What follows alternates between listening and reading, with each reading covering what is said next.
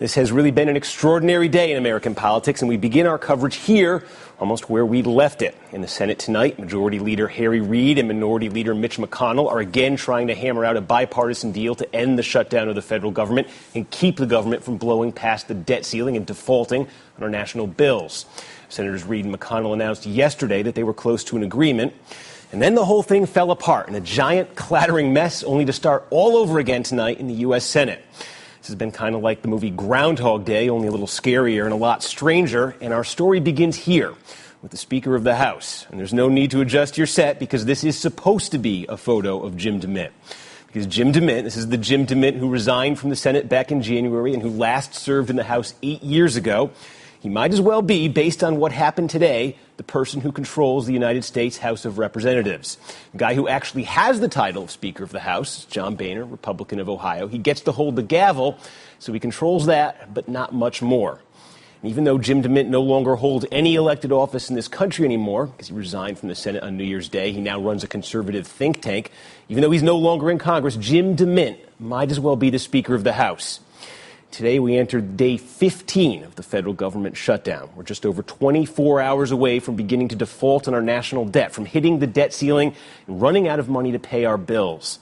And while there are Tea Party Republicans who say they're not worried about the Thursday deadline for hitting the debt ceiling, world financial leaders are warning of, quote, massive disruption the world over if the U.S. goes into default. China is calling for a de-Americanized world because of the, quote, intensifying domestic political turmoil in the United States. The U.S. was put on notice today from one of the big credit ratings agencies, quote, the repeated brinkmanship over raising the debt ceiling dents confidence in the effectiveness of the U.S. government and political institutions. The agency is threatening to downgrade America's credit, which could cost us billions of dollars in higher interest payments. Those are some of the consequences of letting the U.S. government default. And it was with that catastrophe getting closer by the hour that Senate Majority Leader Harry Reid and Minority Leader Mitch McConnell yesterday hammered out a short-term fix, the framework for a deal that would reopen the government and raise the debt ceiling temporarily. And that was how the nation went to bed last night, with signs that a deal was close at hand. A bipartisan plan was taking shape in the Senate, and House Republicans were set to talk about how to handle it this morning. That's where we left the news at around this time last night. That is not where Congress left the news, because late last night, after Senators Reid and McConnell announced they were on the verge of that deal, Republican Senator Ted Cruz went to work.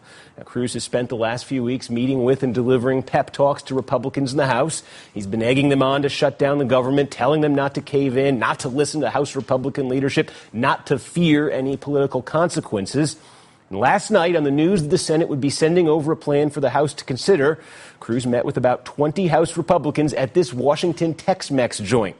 Quoting the roll call report, the group is a collection of members who have often given leadership headaches in recent years by opposing both compromise measures as well as packages crafted by fellow Republicans. Continuing from roll call, quote, the dinner meeting was held in a private basement room, and the group was spotted by Majority Whip Kevin McCarthy. Now, let's stop there for a second and remember that the job of the whip, this is Kevin McCarthy's job as the Republican whip in the House, is to keep Republican members in line, to keep them voting the right way, the way that leadership wants them to vote. And at this, the most sensitive possible moment, last night at this Tex-Mex joint, Kevin McCarthy, the whip, discovers Ted Cruz, who's not even a member of the House, apparently whipping Republican votes against a bill that the party desperately needs, right there in Tortilla Coast. That Tortilla Coast summit set the stage for what played out today in Washington, because John Boehner spent today desperately trying to craft a measure that could pass with unanimous conservative support, a measure that could get all of those Republicans who met with Ted Cruz last night on board. And all day today, reports trickled out of the Capitol of different sweeteners, different combinations that Boehner and his team were toying with, were tinkering with to try to win over the right. Over in the Senate, both parties gave up talking for a while. They gave up to see what Boehner could put together. And finally, middle of the afternoon, a House vote was scheduled for a Republican-authored bill to reopen the government and to lift the debt ceiling. Boehner set that vote for tonight. That all happened late this afternoon. And then the next thing to happen was this. Heritage Action announced that it would score that vote.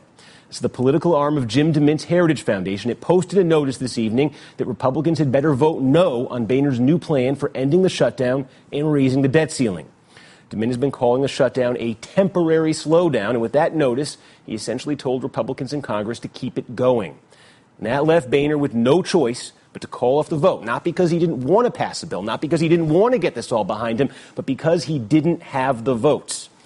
And so now it's back to Senator Reid and back to Senator McConnell. They've resumed their bipartisan talks. There are reports the deal is imminent. But any deal they reach still has to get through the House, where John Boehner has to somehow get it passed.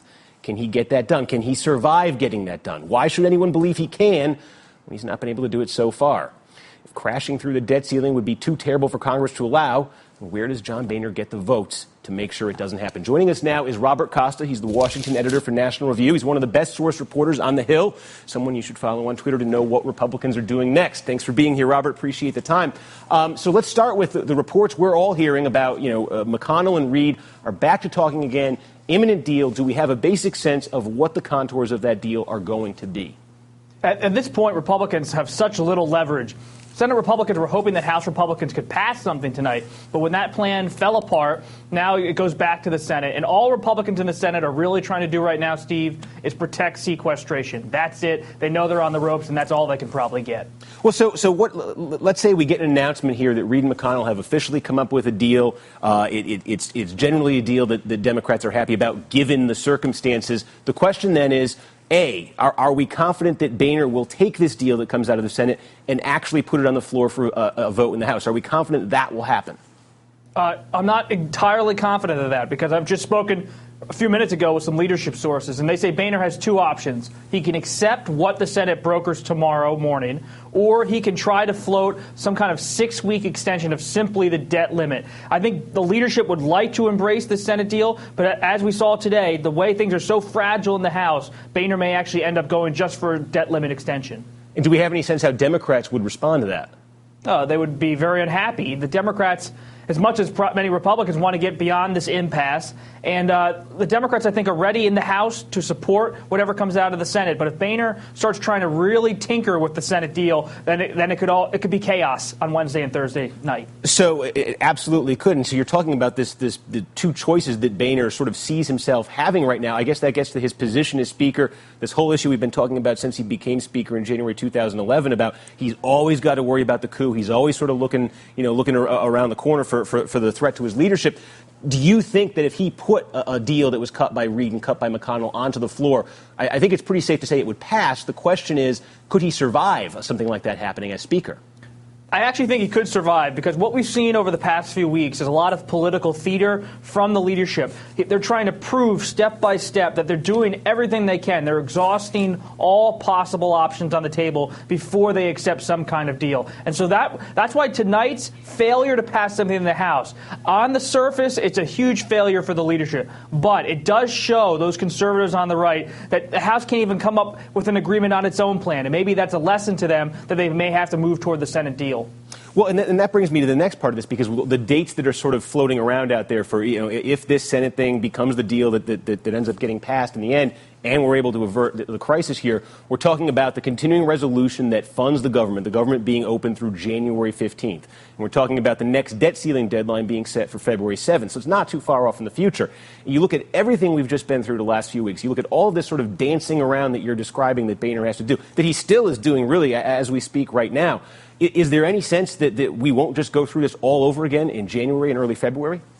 I think the closer we get to the midterms in 2014, there's going to be a reluctance on both sides to have another type of showdown. But Republicans, especially in the House, are very interested in having a showdown on Obamacare, on the CR. Let's say it goes into early January of 2014. They want to have a fight on the delay of the individual mandate. Obamacare is the Republicans' message ahead of 2014, and so don't look for them to relent in any way.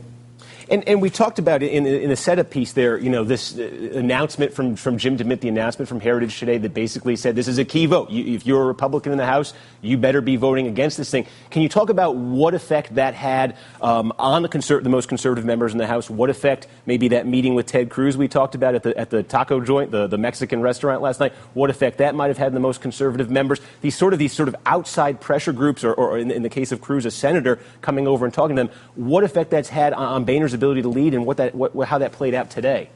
It's easy at first blush to shrug off some group like Heritage Action, or shrug off what happened at Tortilla Coast with Senator Cruz meeting with House conservatives. But in the way the Republican Party functions right now in the House, these are critical events because the leadership has very limited ability, no earmarks, to really whip votes. And so these outside movement groups like Heritage Action and movement leaders like Senator Cruz have been really able to corral votes in the House. They've been, as you said in the introduction, whipping votes in the House. That's something we've really never seen in American politics. It's almost surreal to watch unfold, but it's happening. And what do you expect, Robert? I mean, you know the sort of the factions of the Republican membership in the House really well. We always hear about there's this really hardcore group of sort of Ted Cruz type Republicans in the House, and then there's some sort of secondary, layers of that, I guess. But if the Senate deal, the framework of which you're sort of describing, goes to the floor in the House, how many House Republicans do you think safely could vote for that in terms of they feel safe politically voting for it? What kind of support do you think it would get? It's very fluid because that block of 50 you mentioned, the block of the 50 conservative hardliners, they're going to resist it. And the question is, does that larger group, I call them the silent majority of 100 to 140 House Republicans who are center-right, are they influenced by that block of 50? And do they, as they did tonight with the House bill, resist and just push it back against the leadership? That could easily be the case. And that's what Boehner's grappling with. What does he do if his conference is not influenced by him, but by that block of 50? And Robert Costa, just a quick question at the end, because I think everybody, there's so much sort of craziness in the air today. But the bottom line, do you expect that when this debt default deadline comes later this week, that we will ultimately be in the clear, we will not be having a debt default? Are you confident at least that will be the outcome? I think Speaker Boehner from day one has said he wants to avoid a default. He said that publicly and privately.